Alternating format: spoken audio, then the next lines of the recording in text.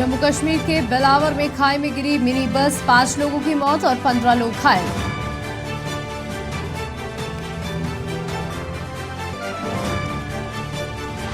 PM Modi आज DGP, IGP के conference में लेंगे हिस्सा। नेशनल सिक्योरिटी के लिए फ्यूचर स्ट्रैटेजी पर होगी चर्चा। 350 सीनियर पुलिस अधिकारी होंगे शामिल।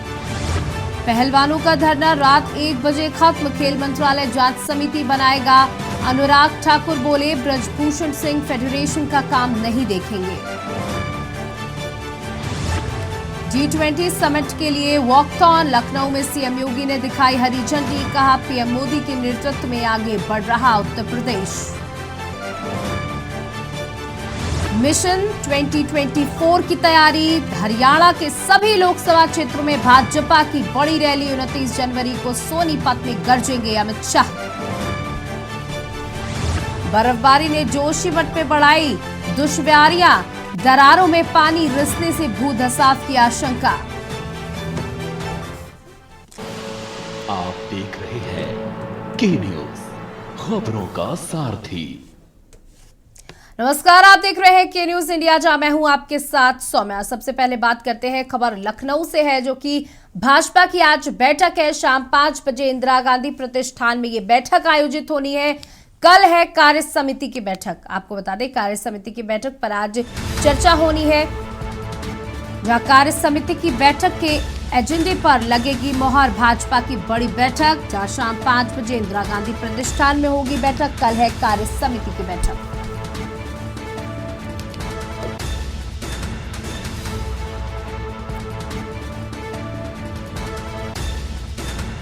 कार्य समिति की बैठक, आपको बता दें, कार्य समिति की बैठक के एजेंडे पर लगेगी मोहर।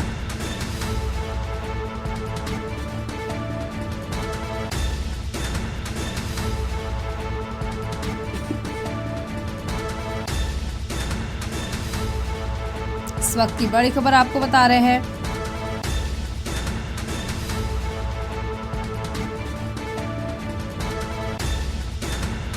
भाजपा की बड़ी बैठक आज।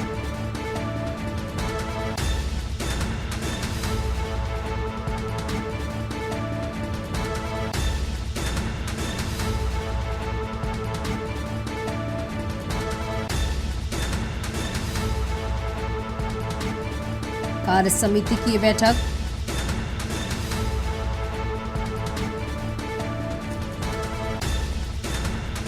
और इस खबर पर हमारे साथ बातचीत करने के लिए हमारे एग्जीक्यूटिव एडिटर प्रदीप विश्वकर्मा जुड़ चुके हैं। जी प्रदीप जी, भाजपा की कार्य समिति की बैठक है आज शाम 5 बजे इंदिरा गांधी प्रतिष्ठान में, जानकारी दें।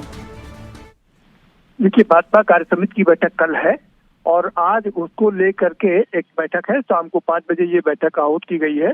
उससे पहले दिन में 1 बजे जो प्रदेश अध्यक्ष हैं वो प्रेस कॉन्फ्रेंस करेंगे, भूपेंद्र चौधरी। तो कुल मिलाकर के ये लगा कार्यक्रम है। और आप इस कार्यक्रम के आगे करेंगे, मैं बताएंगे 5 बजे एक महत्वपूर्ण बैठक यहाँ पर आहूत की गई है इंदिरा गांधी प्रतिष्ठान में। और इसमें कल का एजेंडा तय किया जाएगा कि कार्य समिति में कौन कौन से एजेंडे होंगे, राजनीतिक एजेंडा क्या होगा, आर्थिक एजेंडा क्या होगा और सामाजिक एजेंडा क्या होगा। और इसके साथ ही साथ में एजेंडा को पास करने के लिए किन किन को आगे लाया जाएगा कि कौन होगा जो यहाँ पर एजेंडा प्रस्तुत करेगा और कौन उसको पास कराएगा। भारतीय जनता पार्टी इन कार्यक्रमों के जरिए एक बड़ा मैसेज देती है लोगों को कि और जो सामाजिक समरसता है या हम यूं कहें जातिगत समीकरण है, उनको पूरा ध्यान में रखते हुए कार्यक्रम तय किया जाता है। अब देखना ये दिलचस्प होगा कि कल आखिर राजनीतिक प्रस्ताव कौन प्रस्तुत करता है और उस पर मोहर कौन लगाता है, कौन कौन से वो लोग होंगे। उसके अलावा जो आर्थिक प्रस्ताव है, जो सामाजिक प्रस्ताव है, उस पर भी हमारी निगाह रहेगी। सबसे बड़ी बात यह है कि जिस तरह से राष्ट्रीय कार्य समिति की बैठक अभी 15 और 16 में हुई, वहां पर जो प्रस्ताव है, राजनीतिक प्रस्ताव है, वो केशव प्रसाद मौर्य से प्रस्तुत करवाया गया और पास दलित और अल्पसंख्यक से करवाया गया। तो एक बड़ी जातिगत समीकरण वहां पर बनाने की कोशिश की गई। ये संदेश दिया गया कि पिछड़े अभी भी भारतीय जनता पार्टी के साथ में है, वो कहीं भी उनसे छिटक कर दूर नहीं गए हैं। इसलिए केशव प्रसाद मौर्य जो कि चुनाव हार गए हैं और चुनाव हारने के बावजूद उनको उप मुख्यमंत्री बनाया गया है, और इसके बाद वहां पर उनसे एक राजनीतिक प्रस्ताव पारित करवा करके एक बड़ा संदेश देश में देने की कोशिश की गई थी। कुल मिलाकर के उसी तरीके की पिक्चर उत्तर प्रदेश में भी रहने वाली है। उत्तर प्रदेश में आप देखना दिलचस्प होगा कि क्या किससे वो राजनीतिक प्रस्ताव प्रस्तुत करवाते हैं और इसको पास करवाते हैं। एक पर इस पर हमारी नजर रहेगी। दूसरा, जो आर्थिक प्रस्ताव है, जो सामाजिक प्रस्ताव है, उन पर भी हमारी नजर रहेगी कि वो कौन से लोग प्रस्तुत करते हैं और किनको और कौन उसको पास करते हैं। दूसरी जो सबसे अहम बात होगी इस मामले को, उसमें ये होगा कि कौन कौन से लोग इसमें शिरकत करते हैं। कई लोग हैं, जैसे जो तमाम पीछे के जो लोग हैं, जैसे हम विनय कटियार की बात करें जो पिछड़े वर्ग से आते हैं, मंदिर के अगुवा रहे हैं, लेकिन काफी समय से अलग थलग पड़े हुए हैं। उसी तरह से तमाम और भी ऐसे पदाधिकारी हैं जो अभी छूट गए हैं। उनको क्या भारतीय जनता पार्टी आगे लाएगी, क्योंकि 2024 का जो चुनाव है वो भाजपा के लिए बहुत ही महत्वपूर्ण चुनाव है, क्योंकि भारतीय जनता पार्टी और खासकर मोदी तीसरी बार सरकार बनाकर के प्रधानमंत्री बनना चाहते हैं और एक इतिहास रचना चाहते हैं कि 3 बार प्रधानमंत्री भारतीय जनता पार्टी का हुआ है। तो इसको लेकर के सारी तैयारियां चल रही हैं। तमाम कार्यक्रमों का आयोजन यहाँ पर किया जा रहा है और इसी बीच इस कार्य समिति का भी आयोजन यहाँ पर किया गया है। जी प्रदीप जी, जिस तरीके से इस बार भाजपा और हर चुनाव में भाजपा बूथ प्रबंधन को लेकर भी काफी प्रबल रहती है और इस बार भी शायद इस कार्य समिति में भी बूथ प्रबंधन से लेकर सरकार और संगठन के संयुक्त प्रयास के बारे में भी बातचीत हो सकती है।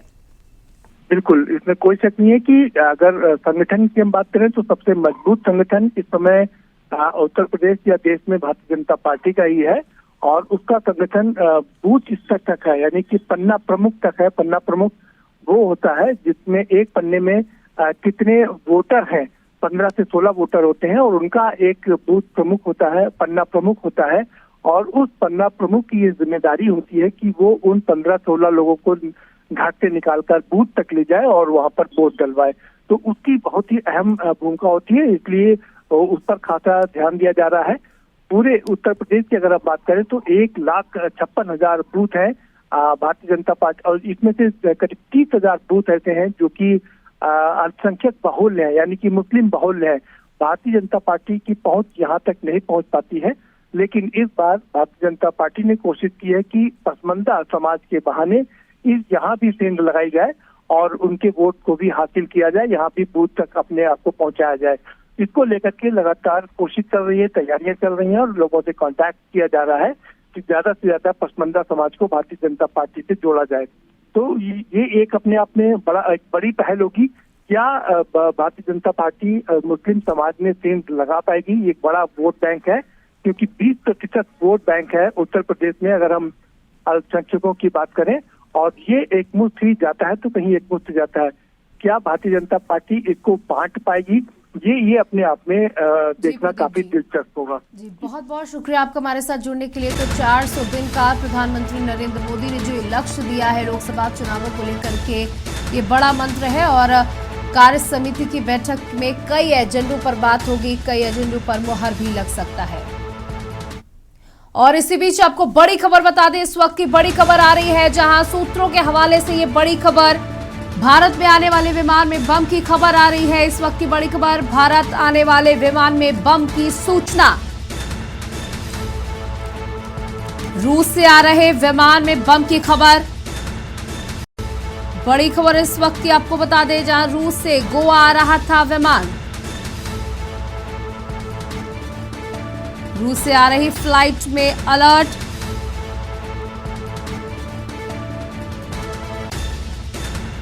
इस वक्त की बड़ी खबर, जहां रूस से गोवा आ रहे चार्टर्ड विमान के लिए सुरक्षा अलर्ट।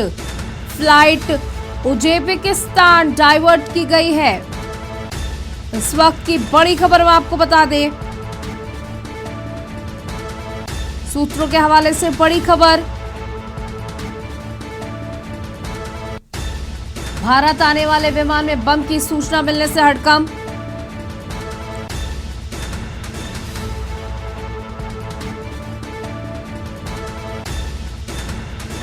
रूस से गोवा आ रहा था विमान।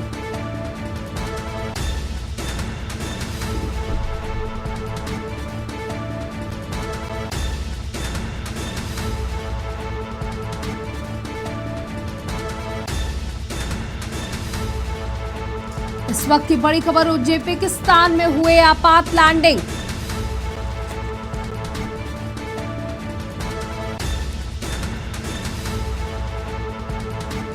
सूत्रों के हवाले से ये बड़ी खबर मैं आपको बता रही, रूस से गोवा आ रहा था विमान और बम की सूचना मिलने से हड़कंप। भारत आने वाले विमान में बम की सूचना।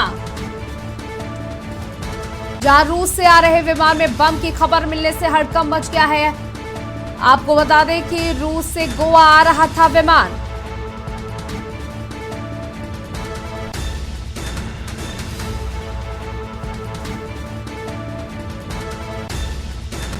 विमान में 7 क्रू मेंबर समेत 238 यात्री हैं सवार। उज्बेकिस्तान में हुई है इसकी आपात लैंडिंग। इस विमान की आपात लैंडिंग कराई गई है। एजर एयर का है विमान।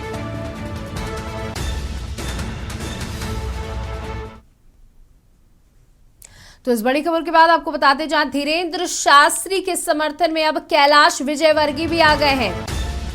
इस वक्त की बड़ी खबर, जहां धीरेन्द्र शास्त्री, बागेश्वर धाम वाले धीरेन्द्र शास्त्री के समर्थन में उतरे कैलाश विजयवर्गीय। इस वक्त की बड़ी खबर, जहां कैलाश विजयवर्गीय ने दिया बड़ा बयान। बोले उन पर लगे आरोपों को गलत बताया है। उन्होंने कहा कि क्यों दरगाह पर नहीं सवाल उठाए जाते। कैलाश विजयवर्गीय का बड़ा बयान। यहां बागेश्वर धाम वाले बाबा धीरेन्द्र शास्त्री के समर्थन में उतरे कैलाश विजयवर्गीय।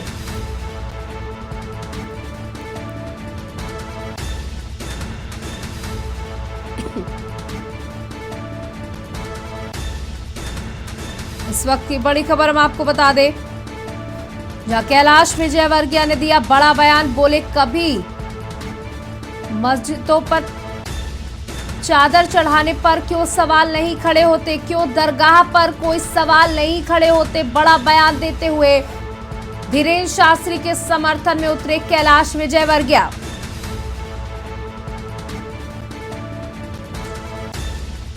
बागेश्वर धाम के पीठाधीश पंडित धीरेन्द्र कृष्ण शास्त्री के अंधविश्वास फैलाने के आरोपों के बीच अब नेता बाबा के समर्थन में आ गए हैं। बीजेपी के वरिष्ठ नेता कैलाश विजयवर्गीय उन पर लगे आरोपों को गलत बता रहे हैं। वहीं खुद बाबा भी अपनी सफाई में कह चुके हैं कि मैंने कभी नहीं कहा कि मैं भगवान हूं। और अब खबर मनाली से है, जहां हिमाचल प्रदेश के पर्यटन नगरी मनाली सहित आसपास के क्षेत्रों में एक बार फिर से मौसम ने करवट बदली है। घाटी में मौसम के करवट लेते ही जहां मनाली के ऊपरी क्षेत्रों में बर्फबारी का दौर आरंभ हो गया है, तो वहीं निचले क्षेत्रों में हल्की हल्की बारिश हो रही है, जिससे तापमान में गिरावट देखी जा रही है। मनाली के आसपास के क्षेत्रों में बदले मौसम के मिजाज और बर्फबारी तथा बारिश के चलते मनाली प्रशासन ने अलर्ट जारी कर दिया है और सभी लोगों से खराब मौसम के दौरान ऊंचाई वाले क्षेत्रों का रुख न करने की अपील की है। वहीं खराब मौसम को देखते हुए मनाली पुलिस के द्वारा सभी वाहनों को सोलंग नाला तक ही जाने की अनुमति प्रदान की जा रही है। मौसम विभाग के द्वारा आगामी 2 से 3-4 दिन तक घाटी में मौसम खराब रहने का अनुमान जताया गया है। तो ये मशहूर पर्यटक स्थल मनाली की तस्वीरें हैं, जहां गाड़ियों पर बर्फ की चादर इस तरीके से ढकी हुई है कि गाड़ी का रंग सफेद है कि यह बर्फ है, कुछ समझ में नहीं आ रहा है। वहीं बर्फ को देखने के लिए सैलानियों ने मनाली का रुख करना शुरू कर दिया है, जहां बारिश के साथ बर्फबारी हो रही है। और आपको बता दें, मनाली जो है वो मशहूर पर्यटक स्थल है। यहाँ हर साल हजारों की संख्या में पर्यटक शिरकत करते हैं, यहाँ पर बर्फबारी का लुत्फ उठाते हैं। यहाँ की बर्फबारी दूर दूर तक मशहूर है।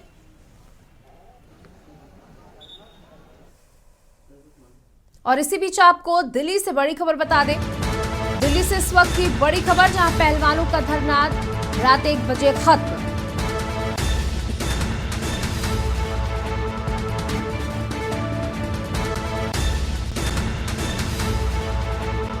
तो आपको बता दें, पहलवानों का धरना खत्म हो चुका है। ब्रजभूषण सिंह फेडरेशन का काम नहीं देखेंगे। अनुराग ठाकुर ने बड़ा बयान दिया है। पहलवानों का धरना रात 1 बजे खत्म। आपको बता दें, खेल मंत्रालय बनाएगा जांच समिति और इस पूरे मामले पर जांच होगी। धरने को लेकर अनुराग ठाकुर का बड़ा बयान सामने आया है, जहां उन्होंने अपने बयान में कहा है कि अब ब्रजभूषण सिंह फेडरेशन का काम नहीं देखेंगे। पहलवानों का धरना रात 1 बजे खत्म हो गया है और इसी बीच खेल मंत्री अनुराग ठाकुर का बड़ा बयान आया है। उन्होंने कहा है कि ब्रजभूषण अब इस विभाग का काम अभी फिलहाल नहीं देखेंगे। धरने को लेकर अनुराग ठाकुर का बड़ा बयान।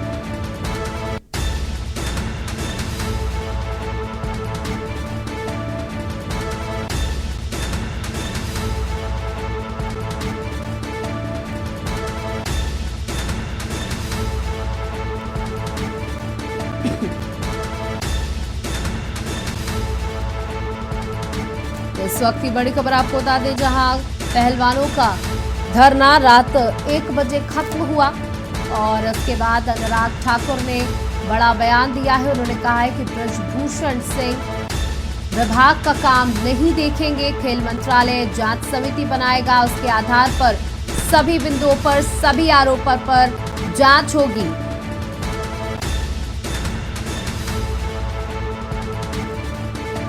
भारतीय कुश्ती संघ ने खेल मंत्रालय को भेजी जवाब की कॉपी।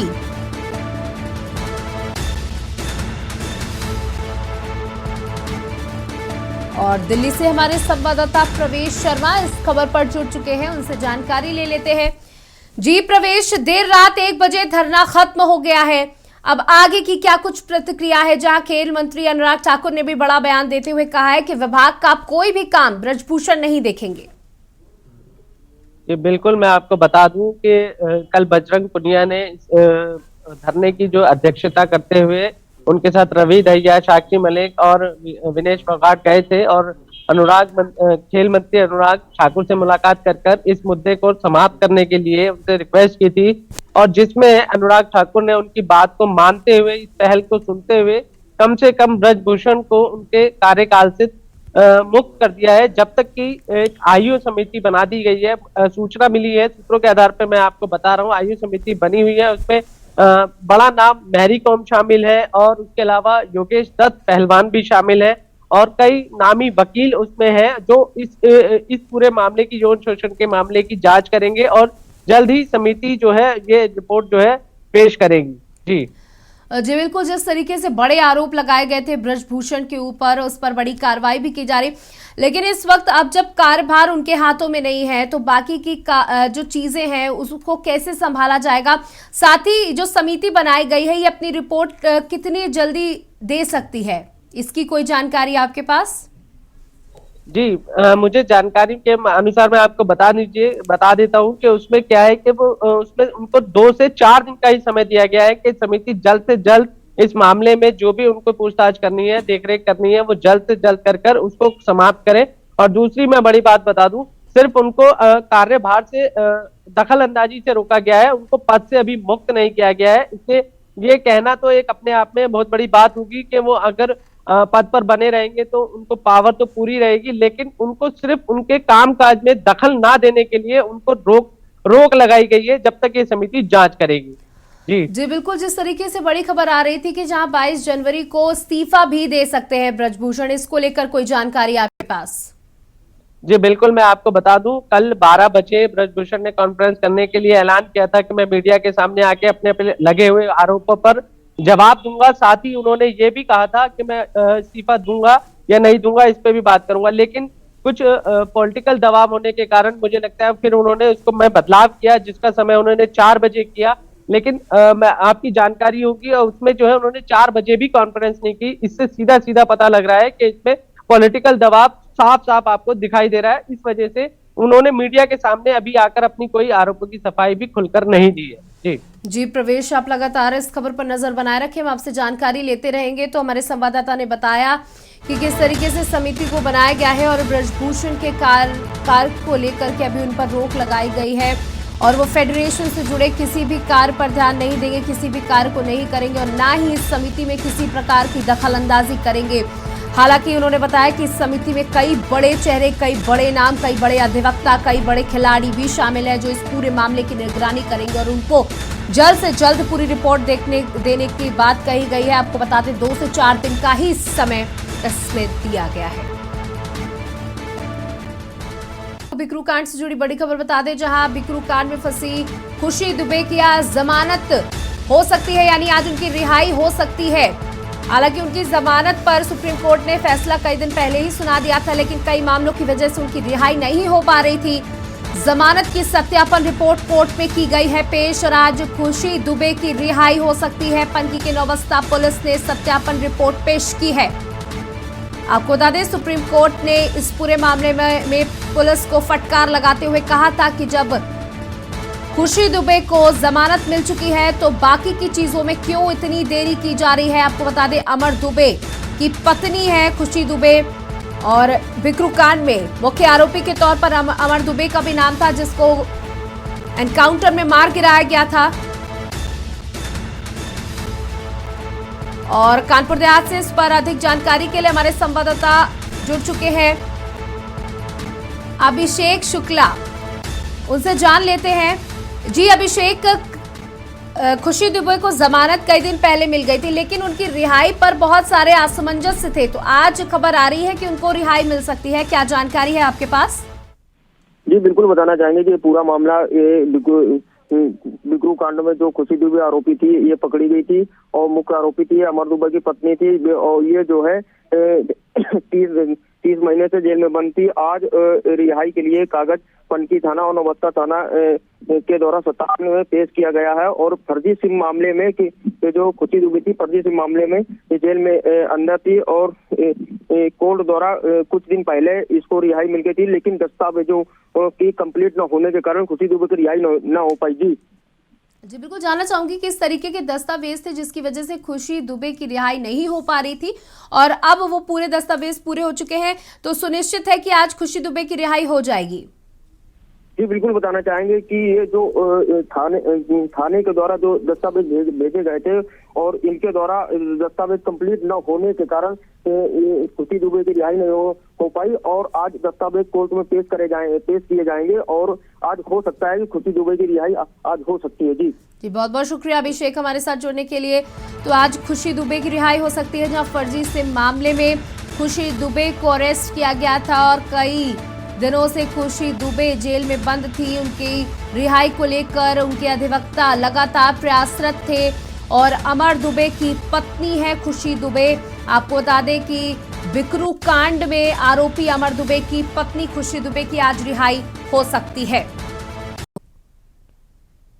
राजधानी रायपुर में 17 जनवरी से 23 जनवरी तक 7 दिनों की रामकथा का आयोजन किया जा रहा है, जिसमें राजधानी सहित दूर दराज के लोग भी रामकथा सुनने पहुंच रहे हैं। रामकथा के आयोजन के पहले दिन 17 जनवरी को छत्तीसगढ़ की राज्यपाल अनसुईया भी रामकथा स्थल पहुंची थी और महाराज का आशीर्वाद लिया। रामकथा के आयोजन के तीसरे दिन प्रदेश के पूर्व मुख्यमंत्री डॉक्टर रमन सिंह भी परिवार सहित पहुंचे थे। प्रदेश के पूर्व मुखिया डॉक्टर रमन सिंह परिवार सहित कथा स्थल पहुंचकर महाराज धीरेन्द्र शास्त्री का आशीर्वाद लिया। इस दौरान उन्होंने कहा कि छत्तीसगढ़ के कण कण में भगवान राम बसे हैं। इस तरीके के आयोजन से छत्तीसगढ़ पूरी तरीके से राममय हो गया है। बागेश्वर धाम की अद्भुत कृपा छत्तीसगढ़ पर सेवा के साथ ही धर्म का कार्य बागेश्वर धाम के द्वारा किया जा रहा है।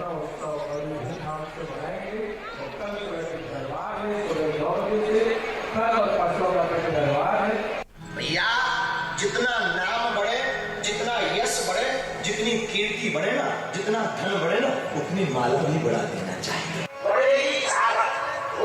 आज भागवत कथा में शामिल हुआ अद्भुत कार्यक्रम मिश्रा परिवार ने यहाँ पे आयोजित किया है और बागेश्वर धाम महाराज जी का प्रवचन, लाखों लोगों की उपस्थिति, पूरा राम कथा में पूरा छत्तीसगढ़ राममय हो गया है और इनका अद्भुत प्रभाव है।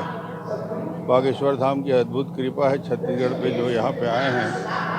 ये कन्याओं की शादी कराते हैं, कैंसर हॉस्पिटल बना रहे हैं, सेवा के कार्य भी कर रहे हैं, धर्म भी कर रहे हैं। सबसे पहले तो आपके चैनल के माध्यम से छत्तीसगढ़ के सभी बागेश्वर परिवार के जो भक्त लोग हैं, बागेश्वर धाम के भक्त हैं, उनका स्वागत करते हैं।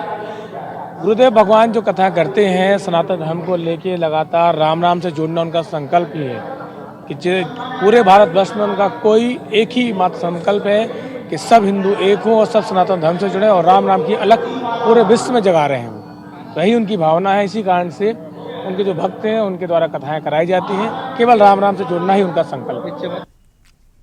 दिल्ली के जंतर मंतर पर ये जो बुधवार को शुरू हुआ पहलवानों का धरना खत्म हो चुका है। देर रात इस धरने को समाप्त कर दिया गया है। उसके बाद खेल मंत्री अनुराग ठाकुर ने बड़ा बयान देते हुए कहा है कि ब्रजभूषण अब इस फेडरेशन के किसी भी काम में सम्मिलित नहीं होंगे। आपको बता दें, सभी पहलवानों ने दिल्ली के जंतर मंतर में धरना देकर बैठे हुए थे, अपनी मांगों पर अड़े हुए थे। वहीं खेल मंत्रालय ने भारतीय कुश्ती संघ से मामले पर स्पष्टीकरण की मांग भी की है। कुश्ती संघ को पहलवानों के आरोपों पर अगले 72 घंटों के अंदर भी जवाब देने के निर्देश दिए गए हैं। वहीं महिला राष्ट्रीय कुश्ती प्रशिक्षण शिविर रद्द कर दिया गया है। ये शिविर लखनऊ के भारतीय खेल प्राधिकरण के राष्ट्रीय उत्कृष्टता केंद्र में 18 जनवरी से शुरू होना था और इसमें 41 पहलवानों और 13 प्रशिक्षकों सहित कई सहायक कर्मचारी शामिल होने वाले थे। वो सिद्ध हो जाते तो फांसी लगाने की जरूरत नहीं, सरकार खुद सजा देगी, सुप्रीम कोर्ट खुद सजा देगा उनको। मैं यही कह रही हूँ कि जांच होनी चाहिए, जल्द से जल्द सीबीआई जांच कराई जाए इसकी, और दूध का दूध पानी का पानी हो जाएगा। अगर वो साफ सुथरे हैं, निर्दोष हैं, तो जो आरोप लगा रहे हैं फिर उनको सजा मिलनी चाहिए। हम साफ साफ यही कह रहे हैं कि सरकार जल्द से जल्द इसकी निष्पक्ष जांच करे। अगर वो कह रहे हैं कि आरोप उनके गलत लगाए जा रहे हैं तो जो गलत आरोप लगा रहे हैं तो फिर उनको सजा देना। अगर वो दूध के धुले हैं, साफ सुथरे हैं, तो फिर कम से कम मैं ये कहूँगी कि अगर उनके ऊपर आरोप लगा तो उनको तुरंत इस्तीफा दे देना चाहिए। अगर वो सच में साफ सुथरी छवि के होते तुरंत इस्तीफा दे के सरकार से कहना चाहिए कि इसका निष्पक्ष जाँच करो। भाई देखो, ये वैसे कह देते हैं, अभी पार्टी में बीजेपी की सरकार है और बीजेपी का नारा है बेटी बचाओ बेटी पढ़ाओ, लेकिन आप देख रहे हो मीडिया के माध्यम से और आप यहाँ लाइव में है ये जो लड़कियाँ सड़कों पे ला दी हैं, जो हमारे सिर का ताज है खिलाड़ी, जिन्होंने देश का नाम रोशन किया है विदेशों में, ये कैसी नौबत आएगी कि उन्हें यहाँ रोड पे बैठना पड़ रहा है। तो आपके सामने है ये तो जो है। और मेरा या तो नरेंद्र मोदी जी से, आदित्य योगी नाथ से भी यही है कि ये जो खिलाड़ी हैं इनके साथ ऐसा नहीं होना चाहिए और इनकी आवाज़ को बुलंद करके जितने भी खिलाड़ी पर्सन हैं उनको ऊपर तक ले जाना चाहिए। अभी हम जंतर मंतर में मौजूद है और आपको बता दें कि जो तमाम जो खिलाड़ी हैं यहाँ पर, अंतर्राष्ट्रीय खिलाड़ी यहाँ पर लगातार प्रदर्शन जारी है उनका। ज़्यादा जानकारी के लिए हमारे पास यहाँ पर हमारे साथ कुछ लोग मौजूद हैं, इनसे जानकारी लेंगे और जानेंगे। सर, क्या नाम है आपका? मेरा नाम सूबेदार मेजर लालचंद यादव है। मैं हाँ सर, किस तरीके से एक छवि जो भारत की यहाँ पर बन रही है कि तमाम जो खिलाड़ी, अंतर्राष्ट्रीय खिलाड़ी यहाँ पर प्रोटेस्ट कर रहे हैं? हाँ मेरे भाई, छवि बन नहीं रही बल्कि छवि बिगड़ रही है। भारत की छवि बिगड़ रही है। आज जो ये मीडिया के अंदर जो मतलब दिखाया जा रहा है या चल रहा है, ये जब प्रतिभाशाली जो खिलाड़ी थे वो यहाँ जंतर मंतर पर आए हैं, तो ये भारत की छवि बनाने नहीं, छवि तो बिगड़ रही है। क्योंकि जिनको मैट के ऊपर होना चाहिए थे वो यहाँ जंतर मंतर पर अपनी जो तकलीफ है, उस संवेदना है, उसको यहाँ प्रकट करने के लिए पहुँचे हैं। तो इससे बड़ा दुख और क्या हो सकता है? ये तो हमारे इन नेताओं की बहुत बड़ी गलती है जो कि इन्होंने ऐसा नहीं करना चाहिए था। इनको कम से कम सोच विचार करके कदम उठाना चाहिए। क्योंकि जो कुश्ती का जहां मामला है, क्योंकि वैसे तो खेल कोई भी है, खेल के अंदर आदमी ब्रह्मचर्य का पालन करते हुए यदि किसी खेल के लिए अगर वो तैयारी करता है तो वो बिल्कुल पूर्ण रूप से उसमें सक्षम होता है और वो सही मुकाम पर पहुंचता है। अगर उसका ब्रह्मचर्य ही भंग कर दिया जाए तो वो प्रतिभाशाली व्यक्ति नहीं बन सकता। इसलिए WFI प्रेसिडेंट कल ब्रजभूषण ने मीडिया से बात करके जानकारी दी कि अगर ये जितने भी आरोप उन पर लग रहे हैं, अगर वो सिद्ध साबित हो जाते हैं तो वो फांसी लगा लेंगे। अरे सिद्ध साबित करने की क्या जरूरत है? जब खिलाड़ी स्वयं खुद कह रहे हैं तो आप ये बताइए और कौन सी न्याय की जरूरत है? क्या ये हॉस्पिटल की जो कार्रवाई है ना, ये बिल्कुल गलत है। इस प्रकार का जो इसका मतलब कोई अपना जो है चरित्र को बदनाम करने के लिए, उछालने के लिए हर कोई व्यक्ति तैयार होता है क्या? ये तो बिल्कुल गलत है। मैं नहीं मानता ये जो मंत्री है वो इससे बचना चाहता है, क्योंकि उस रास्ते में उसके बचाव के लिए कोई ना कोई ऐसा क्लू निकाल करके आएंगे और बोला भाई ये तो जो है निर्दोष है, और इसको लालच देंगे, लालच के बस में। क्योंकि भारत में लालची आदमियों की कमी नहीं, मीर जाफर और ऐसे लोगों को कोई भरोसा नहीं, वो क्या कर देंगे। तो ऐसे मंत्री और संतरी को मैं तो कहता हूँ सीधे फांसी होनी चाहिए। क्या क्या नाम है सर आपका? मेरा नाम लालचंद यादव है। आपने देखा कि हमारे साथ लालचंद यादव जी हमारे साथ मौजूद थे। उन्होंने जानकारी देते हुए बताया कि जो देश की जो छवि है यहाँ पर किस तरीके से बिगड़ती जा रही है। आपको बता दें कि अब देखने वाली बात ये होगी कि इसमें प्रशासन क्या उचित कार्रवाई करता है। कैमरामैन शिवम के साथ मैं मानव कश्यप, के न्यूज़ इंडिया, दिल्ली। खबर दिल्ली से आ रही है। जानकारी के मुताबिक अयोध्या में 21 से 23 जनवरी के बीच WFI की आपातकालीन बैठक होगी। इस बैठक में ब्रजभूषण शरण सिंह भी शामिल होंगे। माना जा रहा है कि इस बैठक के बाद वे अपने पद से इस्तीफा दे सकते हैं। सामने आ रही है वो ये है कि जो ब्रजभूषण है, जो WFI के प्रेसिडेंट, मैंने कल उसकी न्यूज़ सुनी, ब्रजभूषण खुद को फांसी लगाने के लिए बोल रहा था। इस्तीफा तो देगा ही देगा, वो फांसी खुद को भी लगाएगा। उसको 2 फांसी लगनी है, एक तो खुद को फांसी लगाएगा अपने द्वारा, दूसरा उसको कानून के द्वारा फांसी लगेगी, उसको 2 बार फांसी लगेगी। समझ रहे हो आप? 11 साल से फेडरेशन का अध्यक्ष बना बैठा है, बहन बेटियों की इज्जत के साथ खिलवाड़ कर रहा है वो बंदा, बाहुबली बंदा है। नेशनल टीवी के ऊपर उसका एक इंटरव्यू है जो यूट्यूब के अंदर पड़ा हुआ है, आप देख भी सकते हो। उसके अंदर उसने सरियाम कहा है ये बातचीत कि 11 यानी कि एक आदमी का उसने हत्या की है गोली मारकर, और प्रशासन के साथ में गाली गलौज करने की बात भी उसने कबूल की हुई है।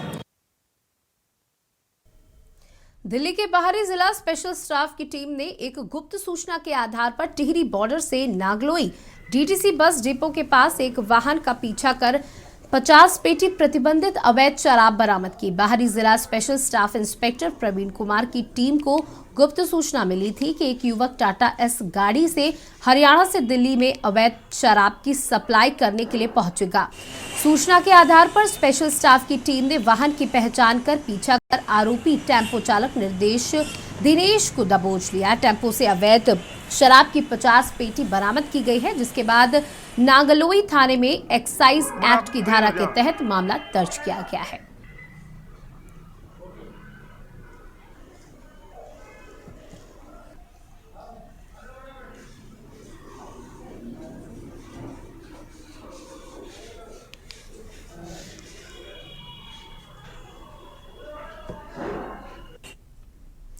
फतेहाबाद में रोड सेफ्टी अभियान के तहत पुलिस विभाग ने लॉयंस क्लब के साथ मिलकर वाहनों पर रिफ्लेक्टर लगाए हैं।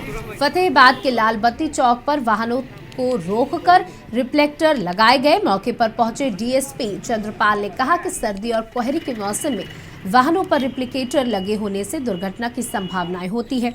सामाजिक संगठन लॉयंस क्लब के साथ मिलकर ये वाहन पर रिफ्लेक्टर लगाने का अभियान चलाया जा रहा है और ये अभियान पूरे दिन चलेगा और आने वाले दिनों में लगातार पूरे जिले में अभियान जारी रखा जाएगा। साथ ही सर्दी के मौसम में सड़क पर सावधानी से वाहन चलाने वालों की अपील है और बिना किसी काम के घर से बाहर सड़क पर ना निकले और यदि जरूरत हो तो धुंध में वाहन को धीरे चलाएं और रिफ्लेक्टर आदि वाहनों पर लगाएं। सावधानी बरत कर ही सड़क पर बचाव किया जा सकता है।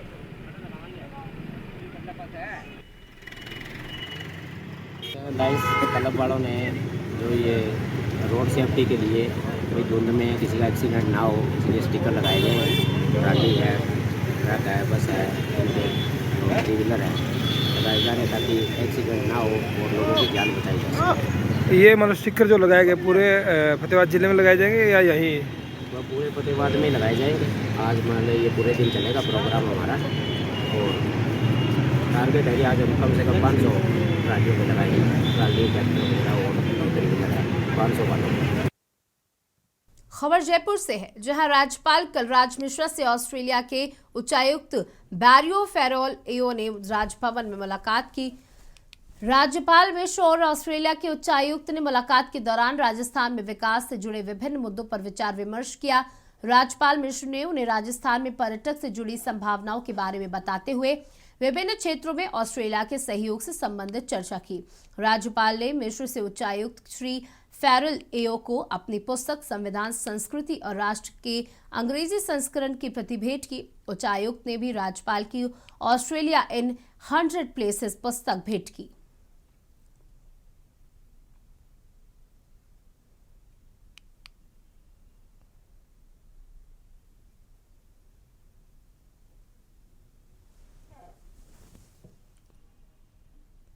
लक्ष्मणगढ़ कस्बे के राजकीय जोधराज विद्यालय में गुरुवार को ईमान वेलफेयर सोसाइटी द्वारा स्कूली बच्चों को स्वेटर वितरित किए गए।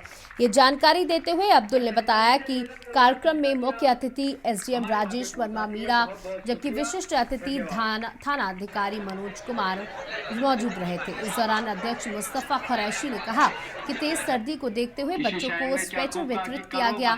आगे भी ऐसे सेवा कार्य ईमान वेलफेयर सोसाइटी करती रहेगी। इस दौरान पार्षद सहित स्कूल स्टाफ मौजूद रहा। साबिर भाई हाथ भी आ जाओ। साबिर भाई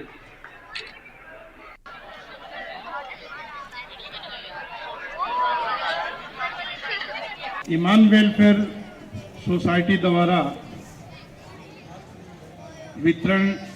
शूटर वितरण का प्रोग्राम 1 से 5वीं बच्चों के लिए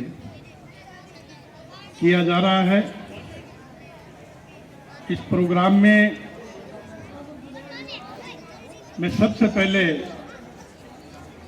शिव भगवान गोरा जी प्रिंसिपल और विद्यालय की पूरी टीम को मैं बधाई देना चाहता हूं कि आप लोगों ने ये शूटर के बारे में सोच के और आपने एक प्रस्ताव रखा। बिलासपुर में सड़क के बीच में कार पलटी है। चालक को अस्पताल में भर्ती करवाया गया है। पुलाचर नामक स्थान पर यह हादसा हुआ। चालक को अस्पताल में भर्ती कराया गया, जहां उसका इलाज जारी है।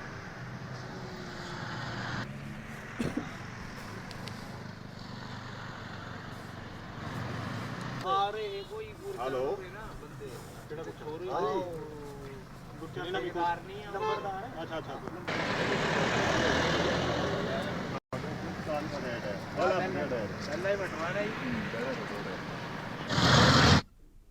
खबर कांगड़ा से है। हिमाचल प्रदेश सरकार के स्वास्थ्य मंत्री कर्नल धनीराम सांडल ने गुरुवार को जोनल अस्पताल धर्मशाला का निरीक्षण किया व स्वास्थ्य अधिकारियों के साथ स्वास्थ्य सुविधाओं की समीक्षा की। इस दौरान स्वास्थ्य मंत्री ने कहा कि प्रदेश की भौगोलिक स्थिति को देखते हुए अब हेली एम्बुलेंस की सुविधा सुदृढ़ तरीके से प्रदान करने पर फोकस किया जा रहा है, जिसमें लिफ्ट होने के साथ ही मरीजों का इलाज भी शुरू हो सके। साथ ही मोबाइल एम्बुलेंस को लेकर भी कार्य किया जाएगा। कैबिनेट मंत्री ने कहा कि स्वास्थ्य संस्थानों में कई पद रिक्त चल रहे हैं, जिसमें डॉक्टरों सहित अन्य स्टाफ को भरने के लिए जल्द ही उचित कदम उठाए जाएंगे। वहीं स्वास्थ्य सुविधाओं को सुधारने को लेकर कहा गया कि बड़े संस्थानों पर फोकस करके उन्हें हर प्रकार के इलाज के लिए तैयार किया जाएगा, जिसमें अल्ट्रासाउंड, एक्सरे सहित सभी सुविधाएं प्रदान की जाएंगी। धर्मशाला व टांडा को सुदृढ़ करने के भी प्रयास किए जाएंगे।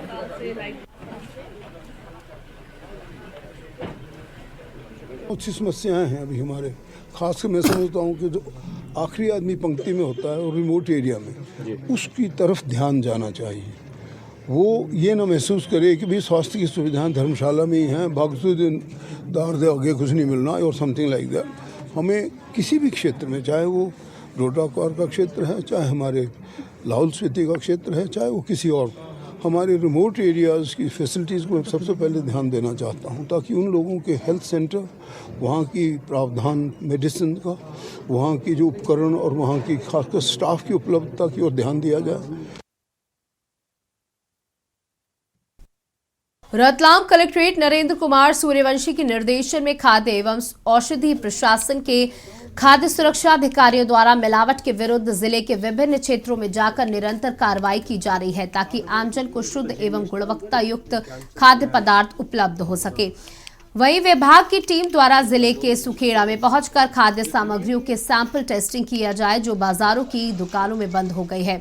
खाद्य विभाग के कमलेश जमरे ने बताया कि करीब 5 दुकानों में सैंपल लिए गए हैं, जिनको संग्रहित कर राज्य खाद्य प्रयोगशाला भोपाल भेजे जाएंगे, जहां से नमूने की जांच रिपोर्ट मिलने के बाद कार्रवाई की जाएगी।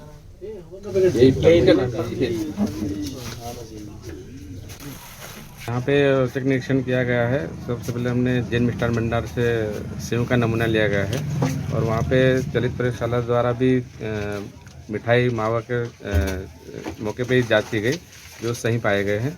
और उसके बाद सदर बाज़ार में ज्ञानचंद किराना के यहाँ से हमने पोहे का सैंपल लिया गया है और उसके बाद निम चौक में विभिन्न दुकानों का निरीक्षण किया गया और यहाँ पे भी जो नानालाल हजारीमल किराना से यहाँ से भी हमने पीसी शक्कर आती है उसका सैंपल लिया गया है।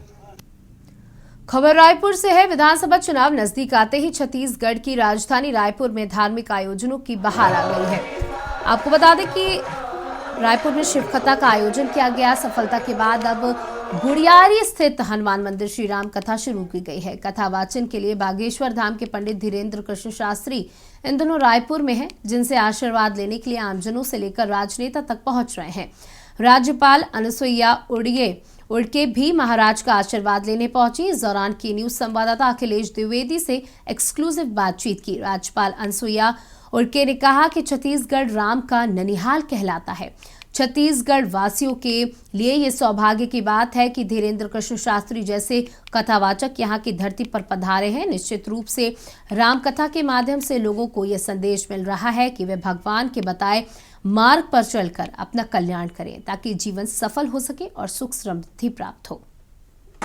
जैसे कथावाचक छत्तीसगढ़ जनता के लिए क्या कथावाचक द्वारा निश्चित रूप से उनका जो राम कथा के माध्यम से लोगों को जो मार्ग भगवान राम के बताए आदर्श और उसके अनुसार लोगों का कल्याण हो, उस पथ पे चलें और उससे जीवन को और उज्जवल बनाएं।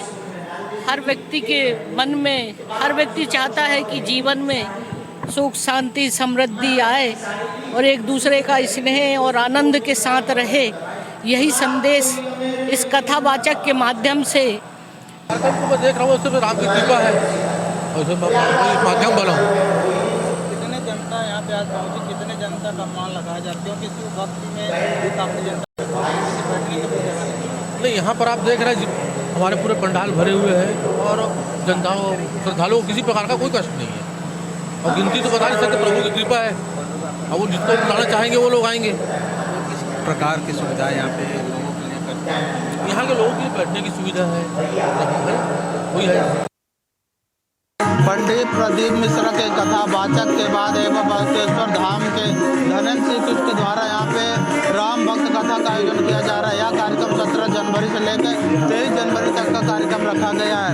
आपको दिखाऊंगा तो आज से यह कथा शुरू हो जाएगी। यहाँ काफी ज्यादा भीड़ देखने को मिल रही है। मिश्रा का कार्यक्रम हुआ था, क्या उससे ज्यादा यहाँ पे भीड़ होने वाला है? हाँ, भीड़ तो रहेगी ना, ऐतिहासिक भीड़ रहेगी। ये कार्यक्रम कितने दिन का रहेगा? कार्यक्रम कितने दिन का रहेगा? 7 दिन का है, 7 दिन का कार्यक्रम है। आए दिन जो कार्यक्रम होता है पब्लिक को ज्ञान मिलता है ना।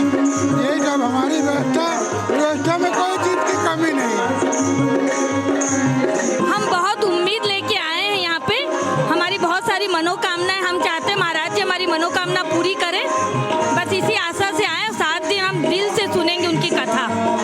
ऐसा हमारी गुड़हारी मोहल्ला की पूरी महिलाएं सोच रही है। बहुत ही अच्छा आयोजन किया गया है, बहुत ही अच्छा अरेंजमेंट किया गया। ये सबको देखते हुए हम पप्पू भैया को धन्यवाद देते हैं।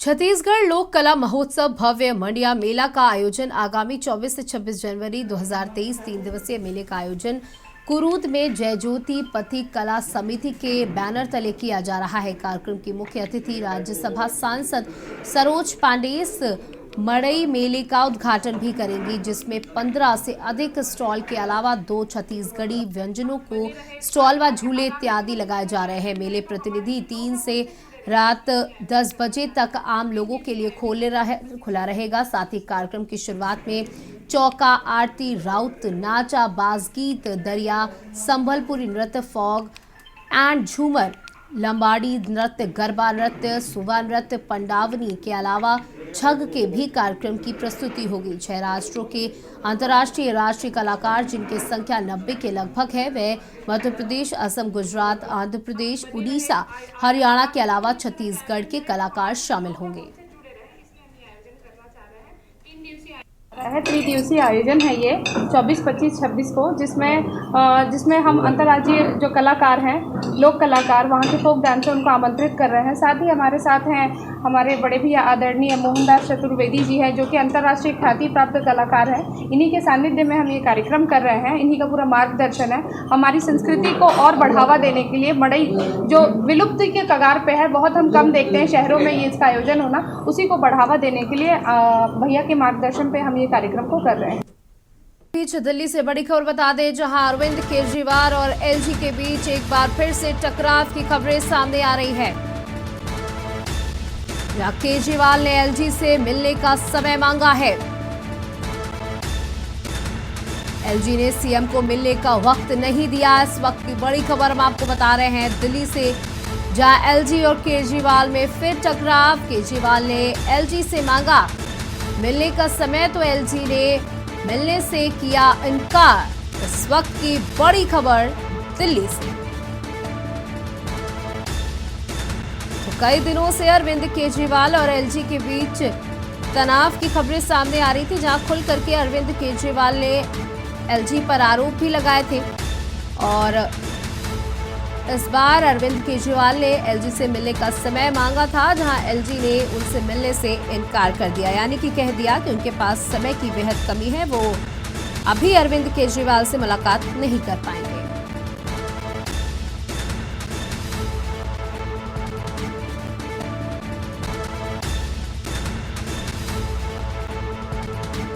तो आपको बता दें कि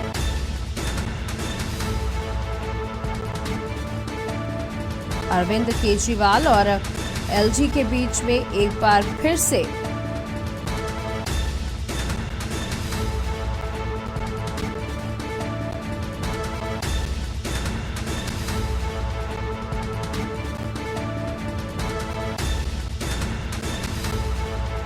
तो एलजी से मिलने का समय मांगा था दिल्ली के मुख्यमंत्री अरविंद केजरीवाल ने, और उन्होंने समय देने से साफ मना कर दिया। और उन्होंने इनकार कर दिया कि उनके पास अभी उनसे मिलने का समय नहीं है। बलरामपुर जिले के वाडफनगर चौकी अंतर्गत ग्राम पंचायत लोधी गांव का मामला है, जहां लड़की के पिता ने टांगी से युवक की हत्या कर दी थी। हत्या पुलिस ने 6 लोगों को गिरफ्तार किया। घटनास्थल के कुछ ही दूर पर कुएं में फेंकी लाश।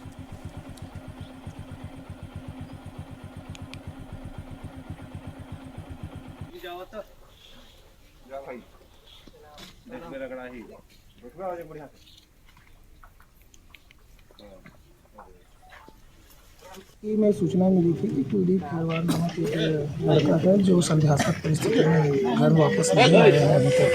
इसके सूचना मिलने के आधार पर पुलिस मौके पर पहुंची है। लोगों से पूछताछ के दौरान पता चला कि उसकी हत्या हो गई है। तो हत्या होने की सूचना मिलने पर पुलिस ने तत्काल आज सुबह उसकी बॉडी जहाँ पुणे में थी वहाँ से रिकवर किया गया है। इस मामले में संदेह इस परिस्थिति में जितने लोग मिले थे उन सबसे पूछताछ की जा रही है।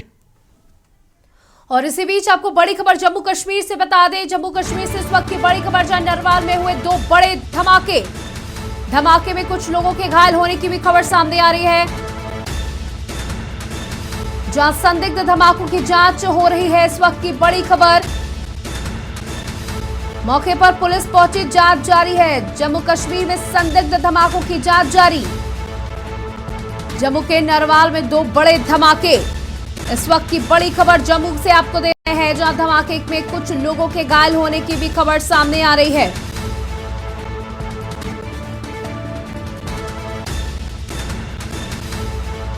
नरवाल इलाके में विस्फोट, 2 लोगों के घायल होने की खबर मिल रही है इस समय। बड़ी खबर आपको बता दें जम्मू कश्मीर से, जहां नरवाल इलाके में हुआ विस्फोट, संदिग्ध विस्फोट, कई लोगों के घायल होने की खबर, और इस विस्फोट की जांच कर रही है पुलिस।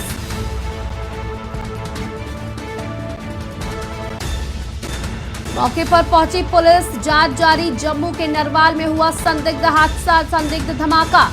नरवाल में 2 बड़े धमाके हुए हैं, इस वक्त की बड़ी खबर आपको बता दें। धमाके में कुछ लोगों के घायल होने की खबर सामने आ रही है, जहां संदिग्ध धमाकों की जांच हो रही है।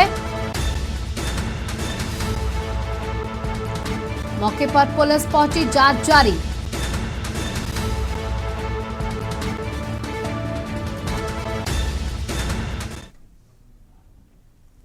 और फिलहाल लाइव न्यूज में इतना ही। देखते रहिए के न्यूज। नमस्कार।